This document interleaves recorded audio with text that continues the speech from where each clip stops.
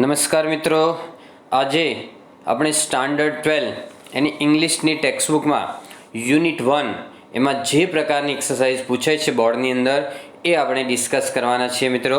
અને એમાં એક શોર્ટ નોટ આમાં નથી લીધી, શોર્ટ નોટ પૂછાય છે પણ એ મેં અલગ વિડીયો બનાવેલો છે શોર્ટ નોટનો, એટલે એ તમે અલગ વિડીયો જોઈ લેજો. પણ બાકીની જે ઇમ્પોર્ટન્ટ એક્સરસાઇઝ છે એ બધી જ એક્સરસાઇઝ આજે આપણે અહીંયા લઈ લીધી છે. બરાબર. હવે યુનિટ 1ની અંદરથી પહેલું જે છે ટ્રુ ફોલ્સ, ત્યાર પછી મિનિંગ જોઈશું, પેરેગ્રાફ પૂછાય છે એ જોઈશું અને પેરેગ્રાફવાળા ક્વેશ્ચન આન્સર પૂછાય એ જોઈશું. તો આ 4 પ્રકારની એક્સરસાઇઝ આજે આપણે આ વિડીયોની અંદર જોવાની છે. મિત્રો, જો ખાસ ધ્યાન રાખશો તો તમારા માટે ખૂબ જ ઇઝી છે, ઇંગ્લિશ બની જશે. તો જુઓ, પહેલું સેન્ટેન્સ છે customer is not very technical. તો આ સ્ટેટમેન્ટ ટ્રુ છે અને કેસ સાચું છે મિત્રો. ત્યાર પછી આવશે The first step to install love is to open your heart. મિત્રો, તમારે ટ્રુ કે ફોલ્સ આખું લખવાનું છે અને સ્પેલિંગ ઉપર હેડિંગમાંથી જોઈને લખવાનું છે. ઓકે. બીજું સ્ટેટમેન્ટ છે કે the first step to install love is to open your heart.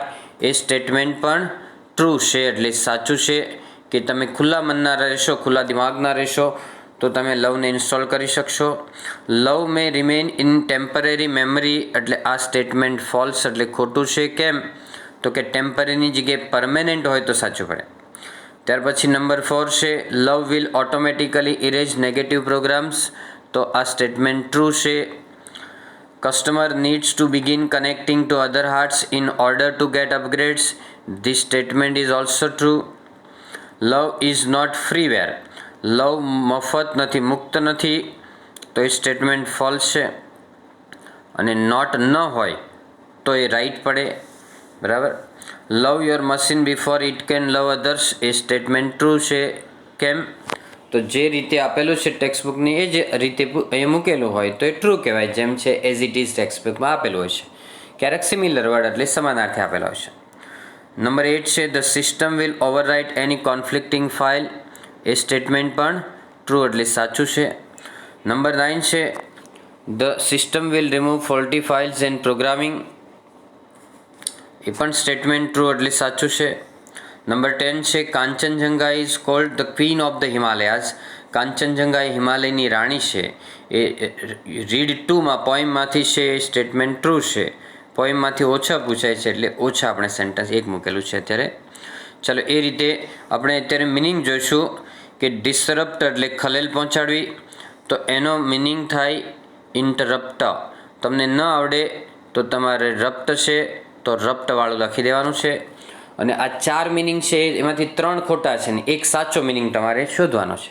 For example, gradual એટલે ધીમેથી થાય તો સ્લોલી લેવાનું. ઇનવોક એટલે રિક્વેસ્ટ કરવી થાય એટલે અપીલ લેવાનું. મોડ્યુલ એટલે વિભાગ થાય તો સેક્શન લેવાનું. કોમ્પ્લિકેટેડ એટલે જટિલ થાય તો કોમ્પ્લેક્સ લેવાનું. ક્લેડ એટલે ઢંકાયેલું તો કવર્ડ. ઇટરનલ એટલે શાશ્વત તો પરમેનન્ટ. હોરી એટલે પ્રાચીન થાય તો ઓલ્ડ થાય. અને બીજો એક મિનિંગ લેવાનો છે એન્શન્ટ, ANCIENT. ત્યાર પછી છે રીલ એટલે ઝરણું. સ્ટ્રીમ એટલે ઝરણું થાય. અને બ્રુક એટલે ઝરણું થાય મિત્રો. Brook BROOK. બ્રુક એટલે પણ ઝરણું. અને સ્પ્રિંગ એટલે પણ ઝરણું થાય. ત્યાર પછી થ્રિલ એટલે આનંદ થાય, રોમાંચ થાય, એટલે ડિલાઇટ એટલે ખુશી. ઓકે. ચાલો, એના પછી આવશે પેરેગ્રાફવાળા ક્વેશ્ચન આન્સરમાં. જો કે love will automatically erase past hurt exemption from your current operating system. બરાબર. It may remain in your permanent memory but it will no longer disrupt other programs. Love will eventually overwrite low esteem.exemption with a module of its own called high esteem.exemption. Number 2 છે the system will overwrite any conflicting file and begin patching any faulty programming.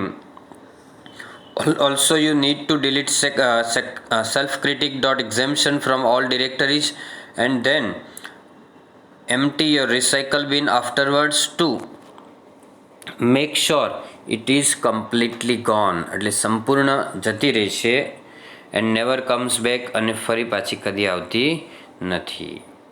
Okay મિત્રો, તો આ રીતે paragraph ટેક્સ્ટબુકમાંથી જ પૂછાય છે અને આ યુનિટ 1ના પેરેગ્રાફ ઇમ્પોર્ટન્ટ આપણે કરાવી દીધા છે. હવે ક્વેશ્ચન આન્સર કરાવીએ છીએ કે what is the first step to install love. તો પહેલું સ્ટેપ શું છે લવને ઇન્સ્ટોલ કરવા માટેનું? તો the first step to install love is to open your heart. Second છે what guidance was given to the customer. તો એમાં પણ એ જ આન્સર આવશે ટુ ઓપન યોર હાર્ટ અથવા તો ટુ ઓપન હર હાર્ટ. યોરની જગ્યાએ હર કરી દો. To open her heart. બરાબર. This guidance was given to the customer. What should the customer remember. એટલે કસ્ટમરે શું યાદ રાખવું પડે? તો the customer should remember that. બરાબર. પછી તમારે આ બટ રિમેમ્બર છે એ સેન્ટન્સ પેરેગ્રાફમાંથી જોઈને લખવાનું છે. અહીંયા આખો પેરેગ્રાફ આપેલો નથી, પણ તમારે ટેક્સ્ટબુકમાંથી આ સેન્ટન્સ રિમેમ્બર પછીનું બેઠું જે સેન્ટન્સ ફૂલ સ્ટોપ સુધી લખવાનું છે કે the customer should remember that કરી અને જોડી દેવાનું છે. Why should she begin to connect other hearts. તો તેણે શા માટે બીજા હૃદય સાથે જોડાવાની જરૂર છે? તો she should begin to connect other hearts to get upgrades. Upgrade મેળવવા માટે તેણે બીજા હૃદય સાથે જોડાવાની જરૂર છે.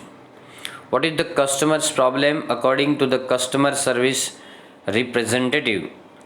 તો એનો પ્રોબ્લેમ શું છે? તો અહીંયા લખવાનું કે program not run on internal component અને પછી આવશે આ એરર નંબર 412 છે ને પૂરું થાય એટલે તરત જ આવશે પેરેગ્રાફની અંદર. અહીંયા આખો પેરેગ્રાફ નથી આપેલો, અહીંયા સ્ટાર્ટિંગના અને છેલ્લા વર્ડ્સ આપેલા છે. તો program not run on internal component is the customer's problem according to the customer service representative. એટલે વોટની જગ્યાએ એ બોલ્ડ લેટર્સ લખવાના છે. How can the customer solve the error.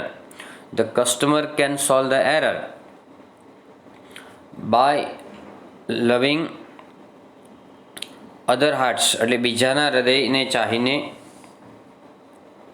બરાબર. The customer can solve error by loving other hearts.